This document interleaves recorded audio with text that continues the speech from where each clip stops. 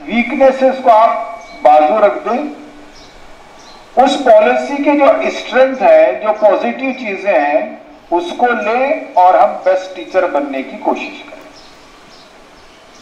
इसलिए कि teacher, teaching profession सरजमीन पर किए जाने वाले बेहतरीन नोबलेस्ट प्रोफेशन में से एक है।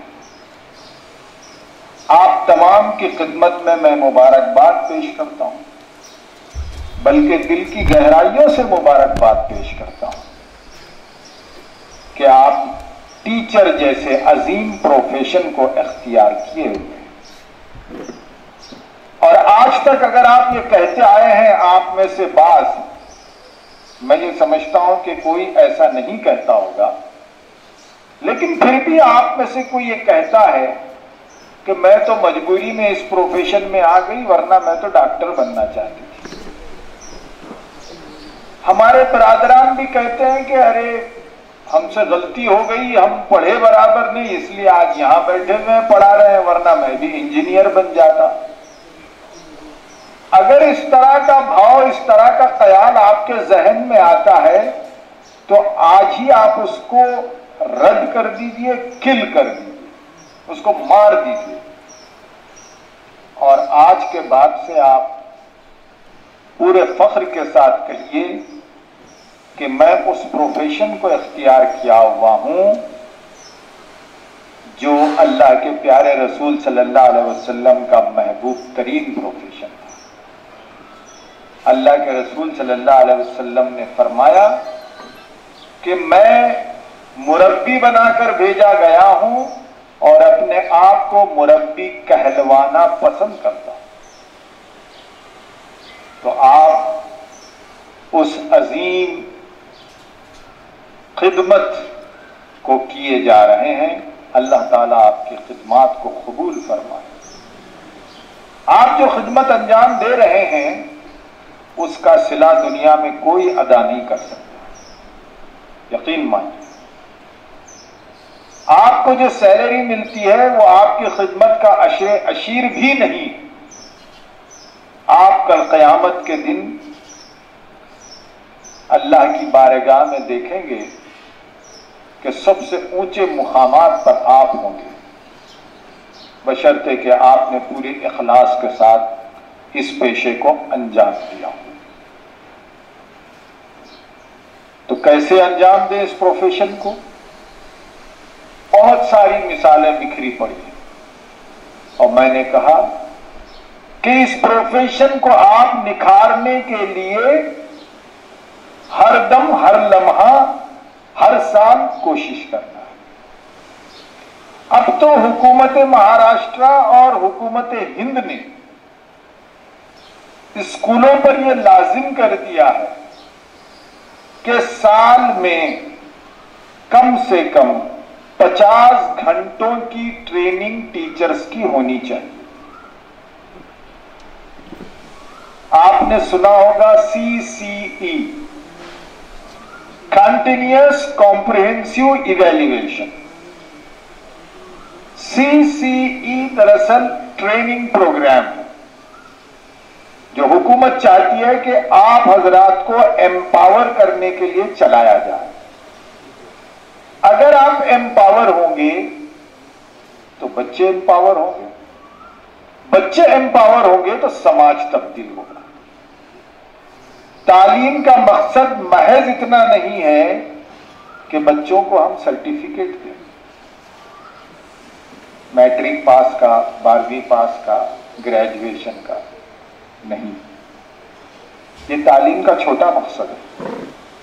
तालीम का बड़ा मकसद ये है कि हम समाज में मुस्बत तब्दीली लाएं। लेकिन हमें अफसोस होता है कि स्कूल जिस समाज में कायम होता है, वहां बच्चे लिटरेट तो हो जाते हैं, लेकिन उस समाज में जो तब्दीली हम देखना चाहते हैं वो तब्दीली कम नजर आती है। इसमें कहीं ना कहीं तालीमी निजाम की भी कमजोरी है और टीचर्स की भी। तो हम इसको बदलने की कोशिश करें। आपके सामने जो बच्चे तलबा हैं वो लाल गौहर है। हर एक की जिंदगी में आप अपना रोल प्ले करें और उस बच्चे के जरिए आप उस बच्चे की जिंदगी को ही तब्दील ना करें, बल्कि उसके हवाले से उसके खानदान को तब्दील करें और फिर पूरे समाज को तब्दील करें। अगर हम ये करते हैं तो फिर हम ट्रू सेंस में, सही माना में टीचर। इंशाअल्लाह मैं उम्मीद करता हूं कि आप इस काम में लगे होंगे और इस काम को मजीद मुस्तैदी और बेहतरीन अंदाज में करेंगे। जिस तरह सोसाइटी है आपकी, सोसाइटी का नाम है, सोसाइटी के बानियान का नाम है, उसी तरह इंशाअल्लाह आपका भी नाम होगा। चंद साल पहले एक टीचर को प्रेसिडेंशियल अवार्ड मिला था। आप जानते हैं हर साल टीचरों को अवार्ड दिया जाता है। उस टीचर की खुसूसियात क्या थी, मैं वो आपके सामने पेश करूंगा। गोया ये एक आईना होगा जो मैं आपके सामने रखूंगा। कोशिश करें आप कि उस आईने में आप अपनी तस्वीर देखें।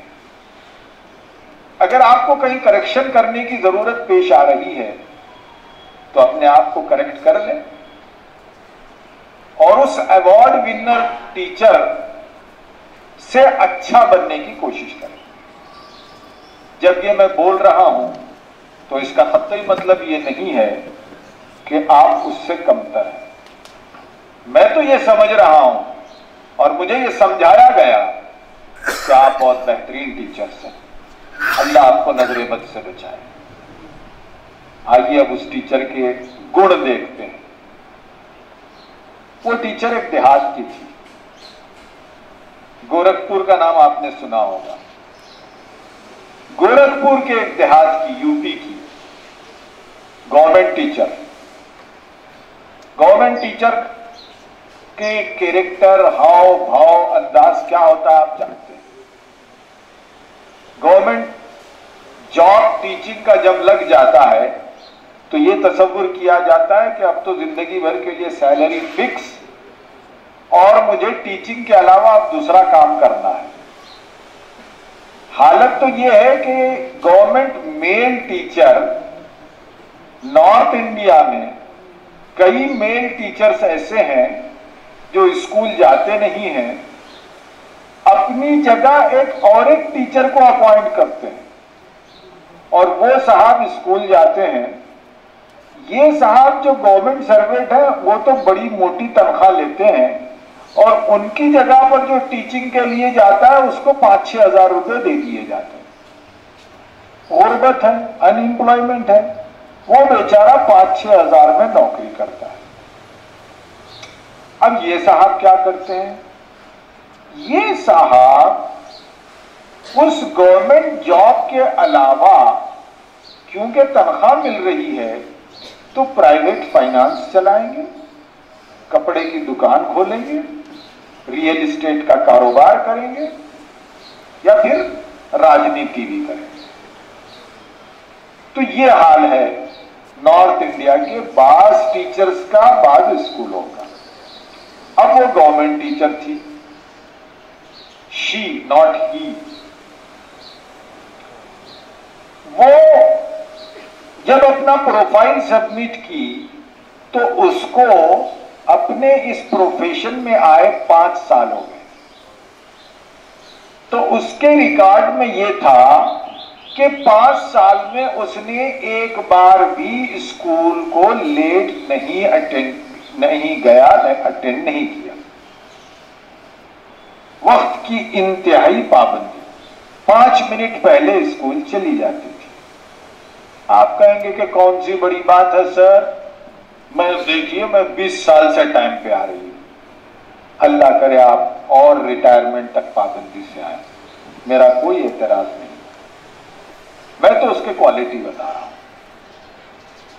तो वो एक दिन भी लेट नहीं आई। दूसरा कैरेक्टर, वो एक दिन भी वक्त से पहले नहीं गई, जब बेल होती ऑफ की उसी वक्त जाती।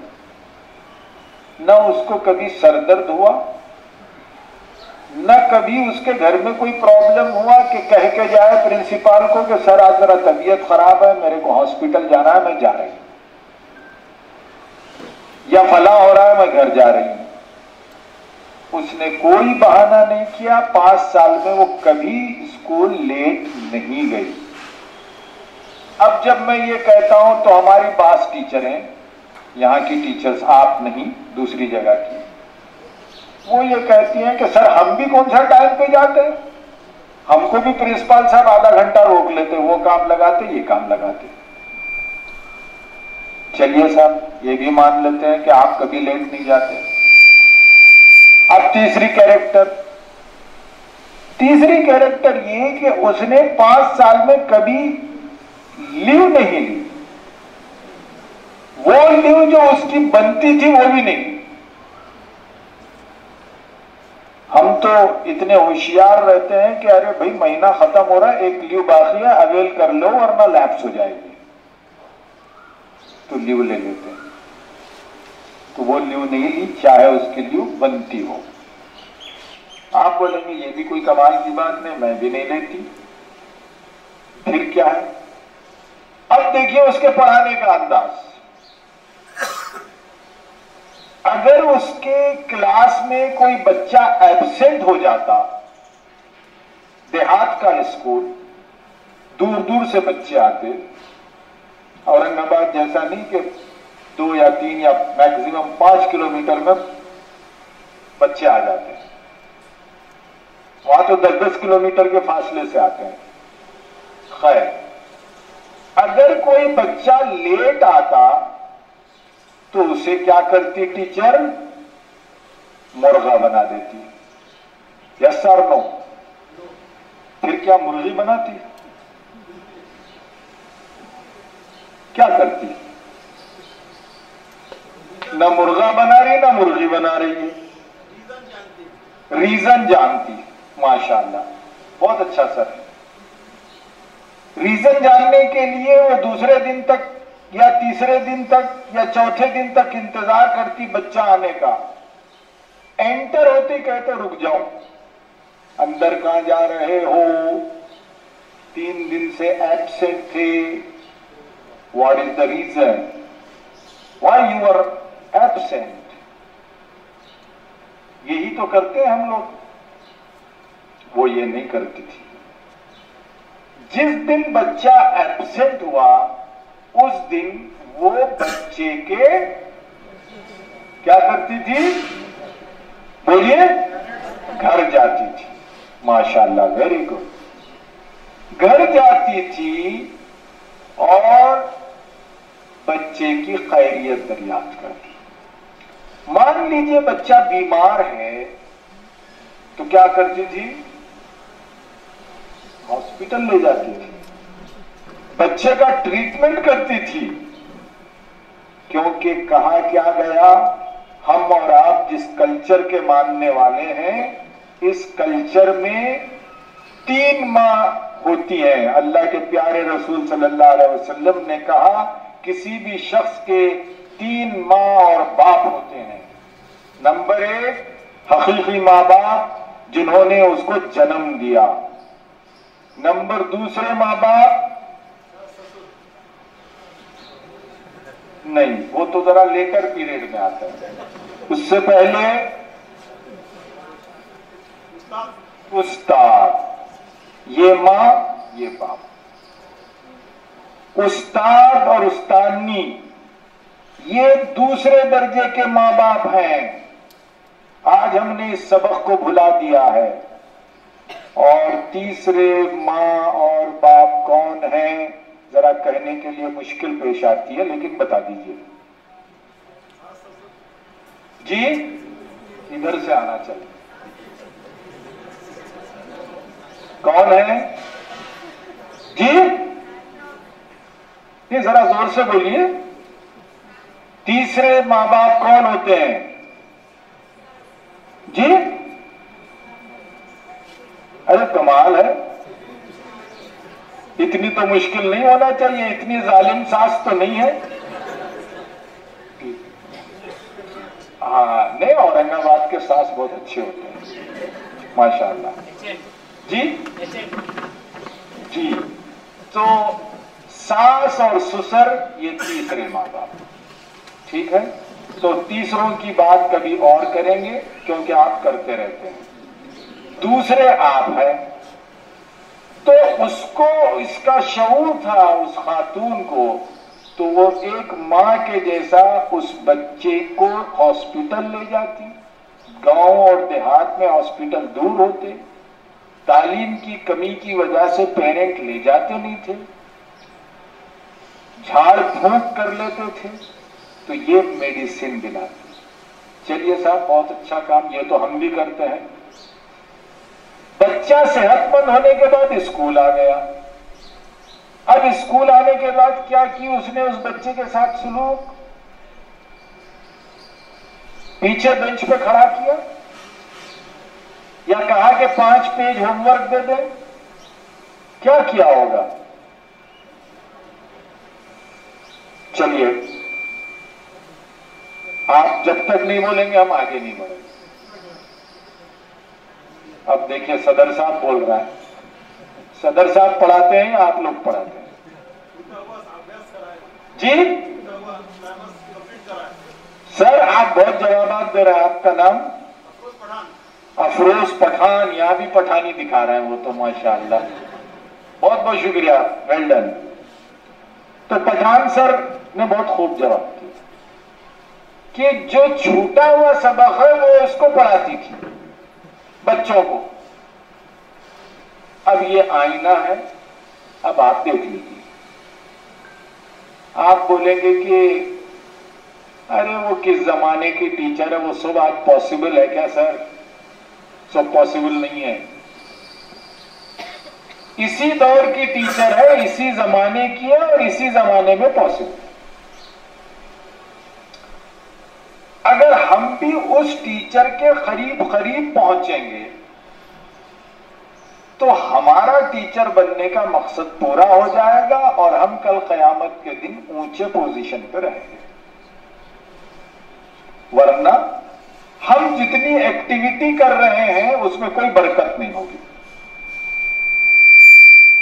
तो मेरी आपसे पहली रिक्वेस्ट ये है कि मैं जिस वाक़े को आपके सामने पेश किया उसे जाइए घर रिकॉल कीजिए और अपना जायजा लेने की कोशिश करें कि क्या हम ऐसे टीचर बन सकते हैं। मुझे यकीन है कि आप तमाम उस टीचर से बेहतर टीचर बन सकते हैं। अब एक दूसरी बात, मैंने ये कहा कि नेशनल एजुकेशन पॉलिसी में बहुत सारे अच्छे नुकात हैं, अच्छे पॉइंट्स हैं। अभी चंद महीने पहले वेरी रिसेंटली दिल्ली में एनसीईआरटी ने एक वर्कशॉप किया और उस वर्कशॉप में ये तय पाया कि टीचरों के रोल को रीडिफाइन किया जाए और अब टीचिंग प्रोफेशन के लिए बीएड का होना जो जरूरी है, और ये बीएड कोर्स पहले जो 1 साल का था फिर 2 साल का हुआ, अब कितने साल का होगा? 4 साल का होगा। 3 साल का या 4 साल का? 4 साल के हक में ज्यादा राय है। अब आप ये बोलेंगे कि 4 साल के कोर्स में क्या सिखाया जाएगा? क्या पेन ब्लैक बोर्ड पे पेंसिल वो चैक पीस कैसा पकड़े कैसा लिखे ये सिखाया जाएगा, या बच्चों को सीधे हाथ पे मारा जाए या उल्टे हाथ पे मारा जाए ये सिखाया जाएगा? ये नहीं। 4 साल में टीचरों के रोल को रीडिफाइन किया जाएगा और इस नए अंदाज को जहां बीएड कोर्स में सिखाया जाएगा, वहीं जो हमारी पुरानी टीचरें हैं उन्हें 50 घंटे का ट्रेनिंग प्रोग्राम लेकर सिखाया जाएगा। तो आज उस 50 घंटे के ट्रेनिंग प्रोग्राम की इंट्रोडक्शन है जो आपको मैं पेश कर रहा हूं। यह पहला घंटा है, आप घबराइए मत, 50 घंटे मैं नहीं लूंगा मुस्तकबिल में। तो क्या कहता है एनसीईआरटी? अच्छा, बाय द वे एनसीईआरटी क्या है? What is NCERT? Pathan sir जी।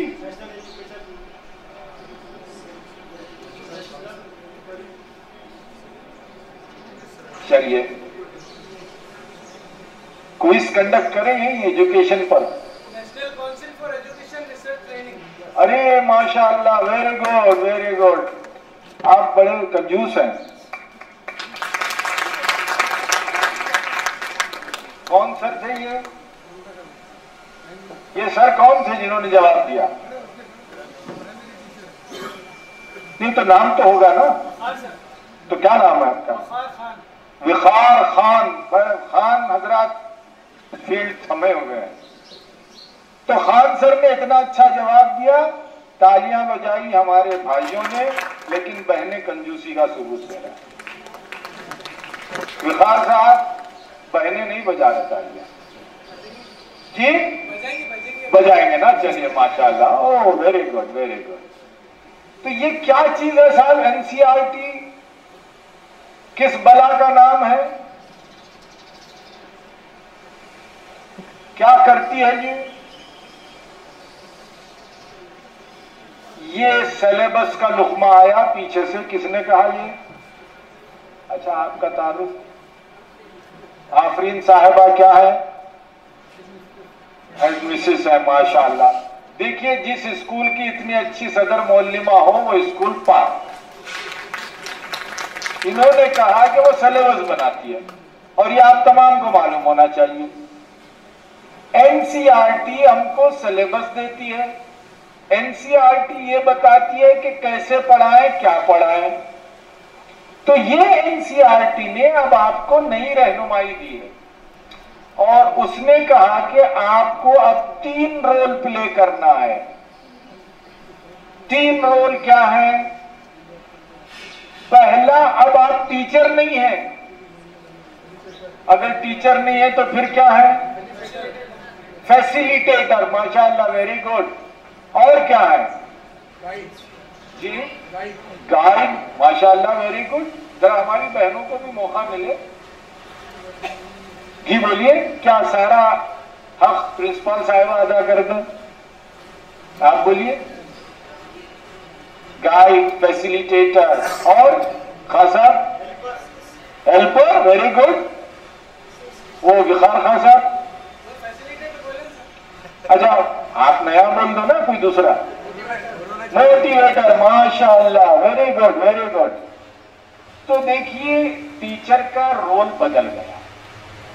अब एनसीईआरटी कहती है कि आप टीचर नहीं है, सबसे पहले आप मेंटोर हैं। कल से हम आपको मेंटर बुलाएंगे। और मेंटर क्या होती है? मेंटर सिर्फ किताबी तालीम नहीं देती है, बच्चे की नशोनुमा करती है, बच्चे की तरबियत करती है। अब देखिए यहां कितनी दिलचस्प बात, जिसे हम इस्लामी तालीमी निजाम कहते हैं, उस निजाम की बात अब एनसीईआरटी और एनईपी कहती है। वो कहती है कि आपको सिर्फ ट्रांसफर ऑफ नॉलेज करना नहीं है from book two minds of student, आपको ट्रांसफॉर्मेशन ऑफ पर्सनैलिटी करनी है। ट्रांसफॉर्मेशन मतलब बच्चों को पूरा तब्दील करें, बच्चों का तज़किया करें, बच्चों की इस्लाह करें और बच्चों को सिर्फ ग्रेजुएट या मैट्रिक पास या पीयूसी पास ना बनाएं, बल्कि बच्चों को सालेहीन बनाएं। क्या बनाए? सालेहीन। ये कुरानिक टर्म है। सालेहीन का मतलब शहद की मक्खी टाइप, पाक हासिल करती है, पाक छोड़ती है। तो इस तरह उनकी जिंदगी पाक हो, पाक ख्यालात हो, पाक थॉट्स हो, पाक एक्शंस हो, पाक रिएक्शंस हो। पर्सनालिटी नाम होती है थॉट्स, एक्शंस एंड रिएक्शंस का। What I think I am, आप देखे होंगे नौजवानों की टी शर्ट पे लिखा होता है, पहन तो लेते हैं लेकिन मालूम नहीं कि क्या उन्होंने पहना है। What I think I am, यानी मैं जो सोच रहा हूं दरअसल वो मैं हूं। तो आप बच्चों के थॉट प्रोसेस को सही करना है, उनके एक्शंस को सही करना है, उनके रिएक्शंस को सही करना है। जब आप इन्हें अलाइन करेंगे कुरान और हदीस से, इन्हें उससे जोड़ेंगे, उसकी रोशनी में इन्हें जिंदगी गुजारने की आप तालीम देंगे, तो वो सालेहीन बनेंगे। तो एनईपी कहती है कि आप उन्हें बेस्ट सिटीजन बनाएं, आप उन्हें नोबल सोल बनाएं, जिसके लिए कुरानिक टर्म है आप सालेहीन बनाएं। मैंने कहा अल्लाह ताला आपको ऊंचे मुकाम पर रखेगा इंशाअल्लाह। उस वक्त रखेगा जब हम ये स्ट्रगल करें, ये कोशिश करें कि हम बच्चों को सालेहीन बना रहे हैं। ये आज का मैसेज 1। ये काम करेंगे मेंटरशिप के जरिए। मेंटर मां होती है। आप बच्चे के पीठ पे हाथ रखेंगे, बेटे क्या प्रॉब्लम है, आप क्यों नहीं आ रहे, पढ़िए, बहुत कुछ आप पढ़ सकते हैं। बच्चों को इनकरेज कीजिए, बच्चों की नफ्सियाती मदद कीजिए। मेंटरशिप की बड़ी डेफिनेशन है हेल्पर, गाइड, फैसिलिटेटर। यस, और बातें हैं इंशाअल्लाह कभी कहेंगे मेंटर से मुताल्लिक़। तो पहला role, you are not teacher, henceforth you are mentors। Number 2, आज बच्चों को बड़े चैलेंजेस का शिकार है। सबसे बड़ा चैलेंज उनके पेरेंट्स हैं, मां बाप हैं। बच्चा जब 4 साल तक का होता है, पेरेंट बड़ी उससे प्यार और मोहब्बत करते हैं। तोतलाती जबान में बोलता है तो कहते हैं दोबारा बोले बेटे घोड़ा, बड़ा प्यार। जो ही बच्चा स्कूल जाना शुरू किया, अब प्यार खत्म। मां क्या पूछती है घर पहुंचते ही? जी, आज स्कूल में क्या पढ़ा? और दूसरा सवाल, होमवर्क क्या किया? पठान साहब बहुत जल्दी जवाब देता है, एक्सपीरियंस है। नहीं, दूसरों को भी एक्सपीरियंस रहता, लेकिन बोलने का एक्सपीरियंस नहीं रहता। तो बच्चे चाहे टीचर के हो चाहे डॉक्टर के हो, बड़े प्रेशर में, क्या पढ़े बेटे, क्या होमवर्क दिए, पहले आती हाँ जूता निकालो, चप्पल निकालो, खा लो, अब जरा अच्छा बच्चा मेरा, होमवर्क करके आप बाहर जाना, नहीं तो सो जाना। तो बच्चा बोलता है कल तक मेरी मां थी, आज सास हो गई। तो तमाम पेरेंट्स, माएं आज सास का रोल अदा कर रहे हैं। तो चैलेंज बहुत है बच्चों को। और क्या चैलेंज है? मेरा बेटा नहीं पढ़ रहा, किसका बेटा पढ़ रहा है? पड़ोस का। मेरा बेटा नहीं पढ़ रहा, देखो इनके छोटे भाई के बेटे को कितने बड़े स्कूल में डाले, इसके अब्बा हमारे बच्चों को लिया नहीं डाल दिया। बहन का बच्चा अच्छे स्कूल में गया तो कंपटीशन नहीं, देवर का जेठ का बेटा बड़े स्कूल में जाते ही शुरू प्रॉब्लम नहीं। पठान साहब, प्रॉब्लम शुरू। मामू आए तो चाय पी के जाओ, चाचा आए तो अम्मी की तबीयत खराब है बोलो। तो इतना प्रेशर है घरों में बच्चों के कि बच्चा जब स्कूल आता है तो full with pressure and tension. बहुत कम बच्चे चाहते हैं कि पढ़ें। तो एनसीईआरटी इन चीजों का जायजा लेकर ये कहती है कि आज टीचर को मेंटर के बाद मोटिवेटर बनना है। मोटिवेटर क्या करता है? मोटिवेट करता है बच्चों को। मां कह रही है तू नहीं पढ़ता, टीचर कहती है तुम पढ़ते हो। मेरे पास टाइम नहीं है, वरना मैं कई आपको स्टोरी सुनाता था कि किस तरह टीचरों ने पूरे बच्चे को बदल दिया। आपने एडिसन की कहानी व्हाट्सएप पर सुनी होगी, कैसा टीचर एडिसन को एडिसन बनाती है। ओके, तो नहीं एडिसन नहीं, दूसरा है, वो मां बनाती है। हाँ, मां बनाती है, सॉरी। तो वैसी माएं आजकल रेयरली अवेलेबल है। तो टीचर को मोटिवेटर बनना दूसरी चीज। तो ये आप बांध लीजिए गांठ में, पहले मेंटर, दूसरे मोटिवेटर। तीसरा जो बनना है, मैं अभी दूसरी इकरा स्कूल में भी कहकर आया हूं, तीसरा जो रोल प्ले करना है वो आपको काउंसलर का रोल प्ले करना है। एनसीईआरटी, सॉरी सीबीएसई और गवर्नमेंट ने ये लाजिम किया था कि हर बड़े स्कूल में एक काउंसलर होना चाहिए। सरताज शाकिर साहब काउंसलर मौजूद हैं।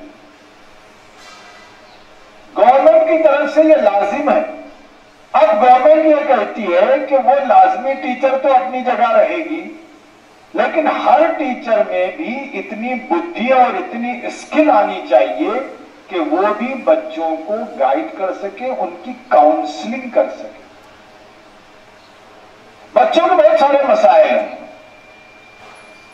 बच्चों की बुलिंग होती है, आपस में लड़ते हैं, बाप डांटता है, मां और बाप का झगड़ा होता है तो बच्चा परेशान हो जाता है, बच्ची पढ़ती नहीं है।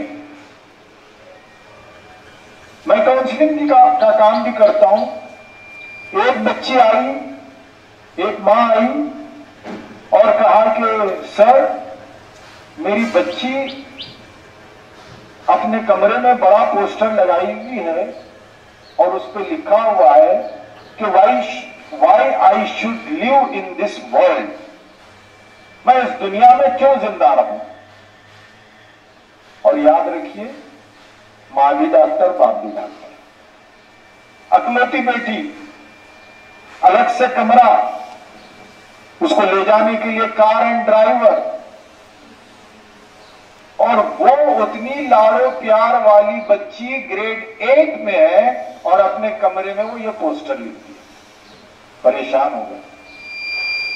बच्ची को मेरे पास लाए, बच्ची से बातचीत करते करते बच्चे को कॉन्फिडेंस में लेने के बाद बच्ची चौथे 5वीं सीटिंग में कहती है कि सर, मैं इस बात को लेके परेशान हूं कि मेरे अम्मी और पापा हर दिन लड़ते हैं, तो मैं क्यों इस दुनिया में रहूं?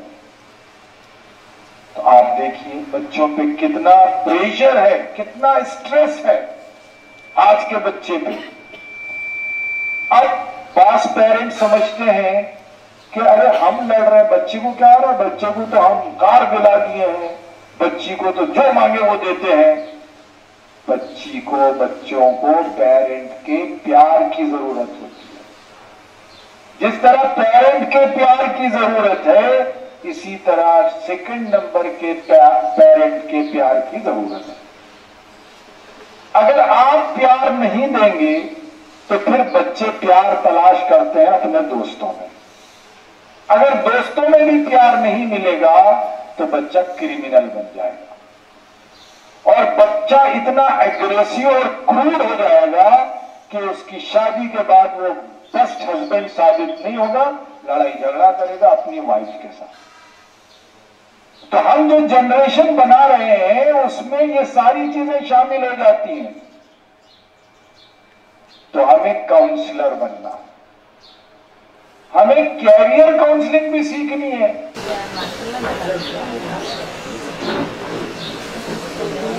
चलिए कोई बात नहीं, मैं यहाँ आ जाता हूँ। आवाज आखिर तक नहीं आ रही? आ रही है? Very good. आई तो फायदा, आई तो अच्छा, अगर नहीं आ रही तो बहुत अच्छा। तो मैं ये कह रहा था कि आपके अंदर 3 क्वालिटीज चाहिए, मेंटरशिप, मोटिवेटर और काउंसलर। और हमारे समाज में आज मसला ये हो गया है कि हमारे बच्चे सिर्फ 2 ही कोर्सेज जानते हैं, मेडिकल, इंजीनियरिंग। फादर से मदर से पूछिए बच्चा क्या कर रहा है, अगर बच्चा इंजीनियरिंग कर रहा है, मेडिकल कर रहा है, तो फखर से बोलते हैं कि बच्चा मेरा डॉक्टरी कर रहा है। वरना क्या जवाब होता है? वरना जवाब ये होता है, बड़ी ख्वाहिश थी बच्चे को पढ़ाने की, पढ़ रहा नहीं। क्या कर रहा है भाई? पढ़ रहा नहीं तो खाली मुरी बेच रहा है क्या? तो नहीं सर, बच्चा बीए कर रहा है। बीए की कोई अहमियत ही नहीं रही, जबकि बीए ढंग से करेंगे तो एमबीबीएस से ज्यादा फायदा होगा। तो हमें मुख्तलिफ कोर्सेस का ज्ञान हासिल करना है और बच्चों को बताना है कि क्या क्या कोर्सेस हैं और कैसे हैं। अगर ये 3 क्वालिटीज आपके अंदर आएंगी तो आप 21st सेंचुरी के टीचर हैं। अब सवाल ये कि इन क्वालिटीज को हम कैसे लाएं? भाई हम जैसा पढ़ा रहे हैं उसमें क्या कमजोरी है, ये आप नहीं बोल सकते क्या कमजोरी है, ये तो मैं जांच कर बोलूंगा। और ये बच्चे की लाइफ बताएगी, ये समाज बताएगा। तो एनसीईआरटी ने जायजा लिया है कि समाज में तब्दीली नहीं आ रही और आज 80% बच्चे जो ग्रेड 10 में हैं वो ग्रेड 5 के लायक हैं। ये गवर्नमेंट की रिपोर्ट कहती है, एसर की रिपोर्ट, इस साल की रिपोर्ट। इतना पुअर परफॉर्मेंस है। कौन पढ़ रहा है? ऊपरी 15% तबका पढ़ रहा है, 85% तबका नहीं पढ़ रहा है। तो मेरे प्यारे टीचर्स, आप मेंटर बनेंगे, आप मोटिवेटर बनेंगे, आप काउंसलर बनेंगे। कैसे बनेंगे? मैं लंबी तकरीर नहीं करूंगा, आप इसके लिए ट्रेनिंग क्लासेस रखिए और आसान तरीका ये है कि आप किताबें पढ़िए। टीचर्स किताब पढ़ना बंद कर देते हैं, आप किताबें पढ़िए। आपके पास स्मार्टफोन है, स्मार्टफोन की मदद लीजिए। यूट्यूब पर जाइए, आप मोटिवेशनल स्पीचेस को सर्च करके सुनिए और उससे आप सबक लीजिए, कुछ सीखिए और बच्चों पर अप्लाई करिए। हाउ टू हेल्प स्टूडेंट्स, आप मुख्तलिफ कीवर्ड से यूट्यूब के वीडियोस तलाश करिए, उर्दू में, इंग्लिश में, मराठी में, हिंदी में आपको मिलेंगे। उसको गौर से सुनिए, उससे ज्ञान हासिल कीजिए और उसको इम्प्लीमेंट करने की कोशिश कीजिए। इसी तरह कैरियर काउंसलिंग के लिए आप सबसे पहले देखिए यूट्यूब पर जाकर व्हाट आफ्टर मैट्रिक, आपको 1000 वीडियोस मिलेंगे, उसमें से 2-3 घंटे सुन लेंगे तो इसमें आपका भी फायदा होगा, आप अपने बच्चों की भी रहनुमाई कर सकेंगे। देन आप क्या दूसरा वीडियो क्या देखेंगे? पहले what after 10th, then what after 12, 10+2।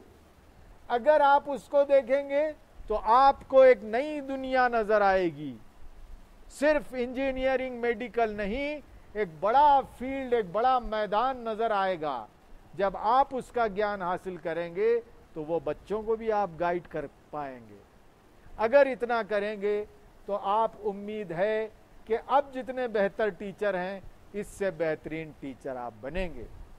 अगर मैंने कोई बात ऐसी कही जो जिससे आपको ठेस लगी हो तो मैं आपसे माजरत चाहता हूं, मुझे आप माफ़ कर दें और जो अच्छी बातें थी उसे आप ले लें और मेरी इन बातों से कुछ फ़ायदा होगा तो अल्हम्दुलिल्लाह बहुत अच्छी बात है। अगर मेरी बातें पसंद आई होंगी तो मज़ीद आप ऐसी बातों को सुनने के लिए आप मेरे YouTube पर बहुत सारे स्पीचेस हैं। मैं अपने YouTube चैनल की मार्केटिंग नहीं कर रहा, इसलिए कि वो मेरा चैनल नहीं है, कई लोगों ने डाल दिया है। बस गुजारिश है कि उसे अगर आप देखेंगे तो आपको बातें हासिल होंगी और आप इंशाअल्लाह अच्छे टीचर बनेंगे। अल्लाह ताला आपको बेहतरीन टीचर बनाए और आपकी खिदमत को कबूल फरमाए और उस खिदमत के नतीजे में अल्लाह ताला आपको इस दुनिया में आफियत अता फरमाए, आपके मसाइल को हल फरमाए। शुक्रिया, जज़ाकल्लाह। अफरोज़ पठान साहब जी, आपका नाम और नंबर तो मुझे चाहिए जी, फरमाइए। नहीं, मैं सुन रहा हूँ, कोई बात नहीं, कोई बात जी। गोरखपुर के मैडम का आपने जो एग्जांपल दिए जी, तो वहाँ के क्लास में बच्चे कितने थे मगर? अरे साहब, बच्चे कितने थे, उनके नाम क्या थे, उनके वालिदैन कौन थे, इतना डेटा तो मेरे पास नहीं है। नहीं, सर प्रॉब्लम की बात बता रहा। हाँ, अगर एक क्लास में बच्चे 100 है हाँ, तो टीचर क्या करेंगे? अच्छा खैर उस पर ध्यान मत दीजिए आप, उसके वो क्वालिटीज को ले लीजिए। ओके, बेस्ट क्वालिटीज को लीजिए।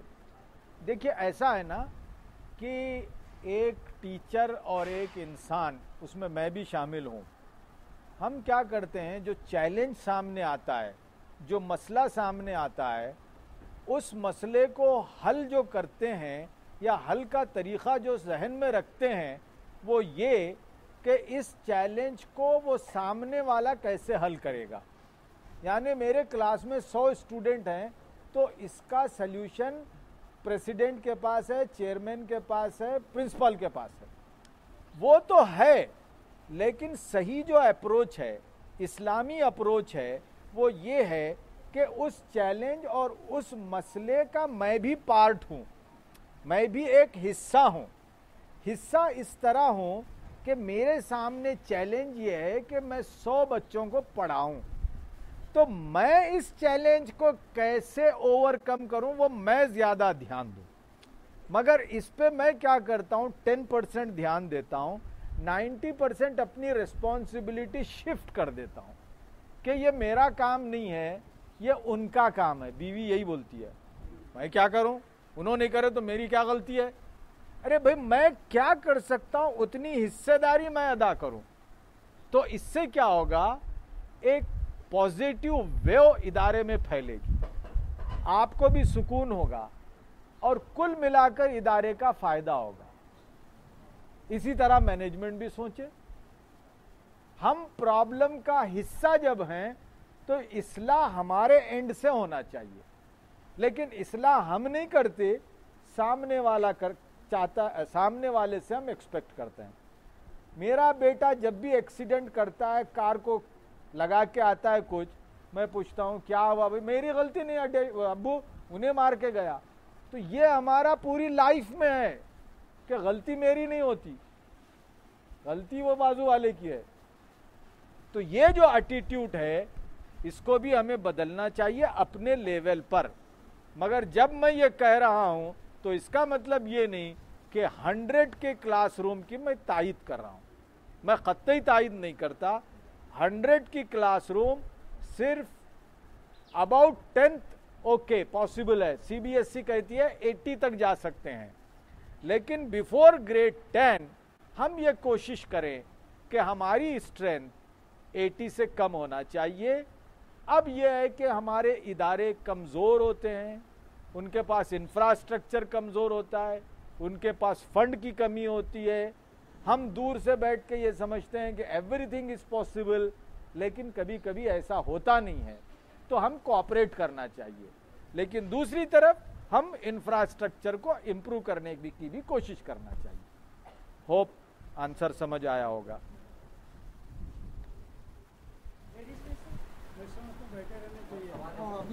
अच्छा ठीक है,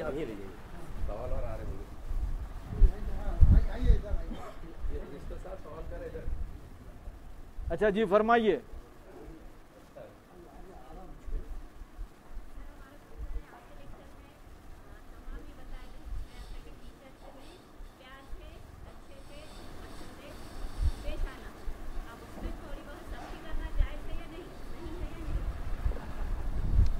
आपके कितने बच्चे हैं? हाँ, कौन से स्कूल में पढ़ता है बच्चा? आपके स्कूल में पढ़ता है। मान लीजिए आपके उस बच्चे के साथ, हाँ मालूम दिख रहा है, आपकी कोई टीचर थोड़ा सा कान पकड़ती है तो आपको कैसा लगता है? ईमानदारी से बोलिए। अरे आप बहुत अच्छी माँ हैं, इतनी अच्छी माँ अगर सब जगह आ गई तो क्या कमाल है। आप स्कूल में पढ़ाती हैं, आप बोलिए पेरेंट आते हैं नहीं आते? टीचर हमारे बच्चे को कल मारे कहते, क्यों मारे पूछते हैं, या पहले बच्चे को पूछता पेरेंट? टीचर को पूछता। तो टीचर ऐसे माहौल में पढ़ा रही है। अभी इंडियन एक्सप्रेस में मैं पढ़ा कुछ दिनों पहले कि जो अब्यूज होता है ना, जो झिड़कियां दी जाती हैं, लड़ाई झगड़ा होता है, वो सबसे ज्यादा नंबर 1 प्रोफेशन है टीचिंग का। मुझे बड़ा ताज्जुब हुआ। आई डोंट नो, खान साहब सही है क्या? पठान साहब सही है क्या इंडियन एक्सप्रेस का मजमून? तो पहले नंबर पे टीचर, दूसरे नंबर पे डॉक्टर्स। मेरे बच्चियां डॉक्टर हैं, उनको पूछा तो बोले हाउ अब्बू, आपको नहीं मालूम क्या क्या होता है? तो पहले नंबर पे टीचर, दूसरे नंबर पे डॉक्टर। खैर, अब देखिए अब्यूज करने का मामला, गवर्नमेंट ने खुद कहा है कि आप बच्चों को कॉर्पोरल पनिशमेंट नहीं दे सकते। अमेरिका में बच्चे को अगर आप गलती से भी कुछ बोल देंगे तो आपके ऊपर क्रिमिनल केस बुक हो जाता। और ये जो हमारा सिस्टम है कि बच्चे को डांटने से, झिड़कने से बच्चे की तरबियत होगी, ये कहां से फलसफा आया नहीं मालूम। ये शैतानी फलसफा है। हम अल्लाह के रसूल सल्लल्लाहु अलैहि वसल्लम को मानते हैं नहीं मानते हैं? अल्लाह के रसूल सल्लल्लाहु अलैहि वसल्लम ने कहा कि मीठी बोली बोलो, बच्चों को प्यार करो। जुमा का खुतबा देते हुए हजरत हुसैन, हजरत हसन आ जाते तो क्या करते अल्लाह के रसूल? गोद में लेके खुतबा देते। आज के खतीब साहब के पास बच्चा चले गया तो बच्चे को हो गया थड़ थड़ मार के चल, बच्चा तो गया काम से। तो ये हमारे नबी का उसवा। नमाज पढ़ रहे, सजदे में हैं, कौन चलेगा साहब पीठ पर? आज पॉसिबल है? तो प्यार मोहब्बत की बोली सबसे अच्छी बोली। हमारी बच्ची, बड़ी बेटी बोलती छोटे बेटे को, तुम उसको बहुत लाड़ कर रहा है, जरा डराना भी। तो मैं क्या करा, 2-3 दिन के बाद हमारी बड़ी बच्ची को डराना शुरू करा। बोले क्या अब्बू बदल गए आप, पहले नहीं डराते थे अब डरा रहे। मैं बोला आप ही तो बोले।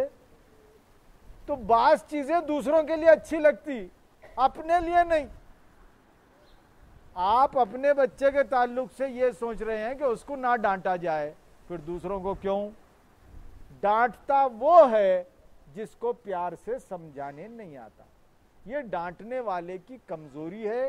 डांटने वाले के पास स्किल नहीं है, डांटने वाले के पास जुबान नहीं है, अंदाज नहीं है, इसलिए वो नेगेटिव काम कर रहा है। डांटना इज ए नेगेटिव एक्ट, समझ गए? तो डोंट अडॉप्ट नेगेटिव एक्ट। ठीक है, बहुत बहुत शुक्रिया। और कुछ सवाल है? हाँ हाँ, नहीं ठीक, कोई बात। हाँ हाँ, देख रहा हूं, उतना तो दिख रहा है। जी,